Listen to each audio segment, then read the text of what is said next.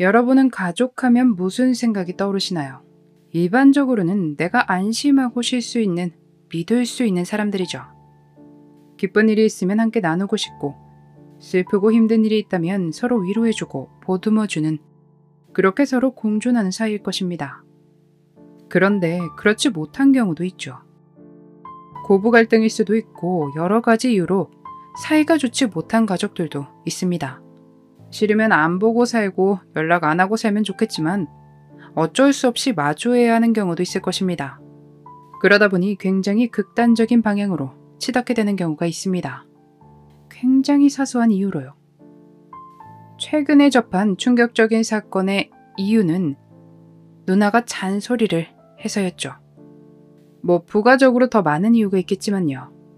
그런데 그보다 더 최악일 때는 이유를 모를 때일 것 같습니다. 2010년 9월 15일 텍사스주 뉴채플 힐에 사는 15살의 네이트 앤더슨은 어느 날과 마찬가지로 조깅을 마치고 집으로 돌아왔습니다. 집 근처에 다다른 네이트는 집에 차고문이 열려있는 것을 발견합니다. 거기서 그는 이상함을 느꼈는데 집에 혼자 남아있는 누나 아만다가 걱정이 됐습니다. 부모님들은 저녁 식사를 위해 밖에 나가 있었기에 그녀 혼자 있던 상태였죠. 네이트는 조심스레 집으로 들어갔는데 집이 엉망이었습니다. 두려움에 떨며 그는 부모님에게 전화를 걸어 상황을 알렸죠. 엄마, 아빠, 누가 집에 침입했나 봐요. 누나가 총에... 울면서 부모님에게 상황을 알렸고 저녁 식사를 하다 날벼락을 맞은 부모님은 서둘러 911에 신고한 뒤 집으로 돌아왔습니다. 911가 부모님이 도착하기 전까지 네이트는 집에 혼자인 채로 버티고 있었어야 했습니다. 오후 7시 20분 현장에 도착한 구급대원이 아만다를 확인했을 때 그녀는 자신의 침실에서 머리에 총상을 입은 채 숨을 거둔 상태였습니다. 경찰은 네이트에게 여러 질문을 했고 그는 어떻게 그녀를 발견하게 됐는지 상황을 설명했습니다. 숙제를 하다가 잘 안 풀려서 답답해진 마음에 집 근처로 조깅하러 나갔어요. 이렇게 답답할 땐 종종 조깅으로 풀곤 했거든요. 그리고 집에 돌아왔는데 차고문이 열려있잖아요. 이상하다 생각하면서 집에 돌아와 혼자 있던 누나를 확인하러 방으로 갔어요. 누나 방 바로 앞에 혈흔 자국들이 있었고 방 바닥에 누나가 쓰러져 누워있는 걸 발견했어요. 그걸 보곤 놀라서 방에 들어가진 않았어요. 너무 급작스러운 상황에 당황해서였을까요? 설명을 하던 네이트는 돌연 이야기를 바꿉니다. 분명 방 밖에서 봤고 방에는 들어가지 않았다더니 누나 방에 들어갔다가 다친 그녀를 보고 바로 도망쳤다고 말이죠. 보안관 사무실로 이동한 네이트는 아버지와 함께 다시 상황 설명을 시작했습니다. 그러며 이야기를 꺼낸 것은 처음에 말했던 것처럼 누나의 방엔 들어가지 않았다 라고 이야기합니다. 그냥 문 밖에서 누나의 상태를 확인했다고 말했죠. 의뢰 그렇듯 모든 것을 확실히 하기 위해 경찰은 네이트의 옷을 수거합니다.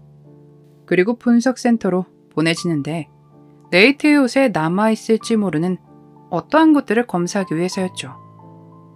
그런데 그렇게 속상해하던 네이트의 옷에서 의외의 것들이 발견됩니다. 검사한 티셔츠와 바지, 그리고 신발에서 혈액 반응이 나타난 것입니다. 사고에 따라 혈흔이 튀는 방향이 다르지 않습니까?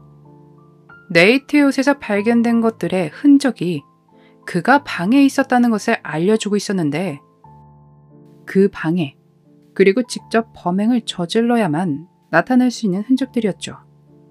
2010년 11월 11일 사건 발생 2개월 후 학교에 있던 네이트가 체포됩니다. 그리고 $100만 보석금이 걸리죠. 이게 무슨 일입니까? 경찰들이 하는 말들을 부모님은 받아들일 수 없었습니다. 자신의 아들이 사람을 해했다니, 그것도 자신의 누나를? 말도 안 되는 일이었죠. 네이트의 가족들은 아들이 그럴 리 없다며 무죄를 주장했습니다. 네이트는 법원의 지시에 따라 심리학자에게 상담을 받도록 보내지는데 거기서 그는 자신이 누나를 해했다고 인정을 합니다. 단 동기는 밝히지 않았습니다. 그 후에 네이트는 부모님들에게 내가 이 모든 일을 저지른 것이 맞다고 알렸습니다. 죄송해요. 용서해주세요. 죄송해요. 네이트는 부모님에게 고백을 하며 용서를 빌었죠. 아버지는 그를 용서했습니다. 어머니도 몹시 힘들었지만 결국 그를 용서합니다. 그녀는 두 아이들을 사랑하는 엄마로서 자신이 경험한 일 중 가장 큰 시련이었다고 털어놓았습니다. 네이트는 2011년 6월 성인으로 재판을 받을 것이라 발표됐고 2012년 2월 20년의 징역형을 선고받았는데 10년 후에 가석방 신청이 가능하다는 판결이 내려집니다. 지금이 2021년이니 가석방을 받게 된다면 내년에 나오게 되겠네요. 그의 동기가 무엇인지는 모르지만 그가 사회에 나와서 안전한 사람일 수 있을까요? 용서는 부모님들의 몫이지만 다른 관계없는 사람들은 그가 나온다는 소식에 그저 두렵기만 할 것입니다. 성인으로 재판을 받고 성인 교도소에 수감이 됐는데 과연 바른 것을 보고 배울 수 있었을까요? 작은 범죄부터 큰 범죄까지 아주 다양한 사람들이 모여있을 텐데 참 복잡하고 여러 가지 생각이 듭니다. 네이트는 정말 나와서 얌전하게 살아갈 수 있을까 싶네요. 교도소에 처음 들어간 네이트는 범죄자들 틈 사이에서 자신이 저지른 일을 후회하지 않았을까 생각됩니다.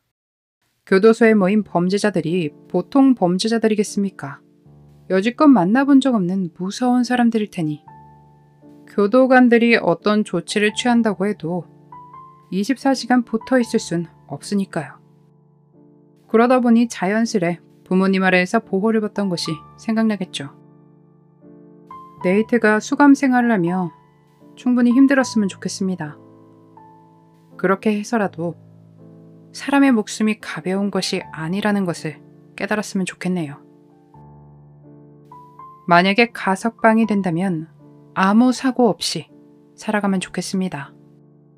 아버지는 딸을 가진 부모라면 누구나 한 번쯤은 생각해볼 그 어떠한 것도 기대할 수 없다고 슬퍼했습니다.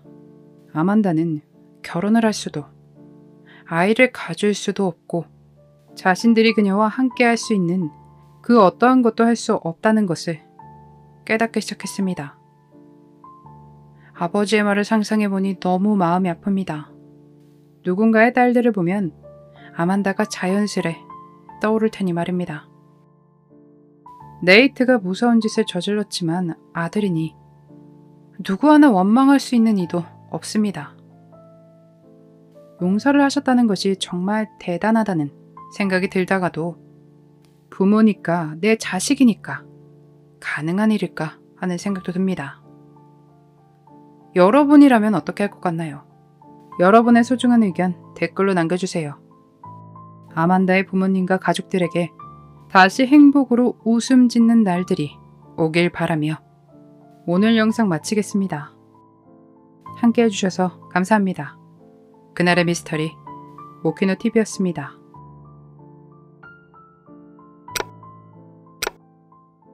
마지막까지 시청해주셔서 감사합니다.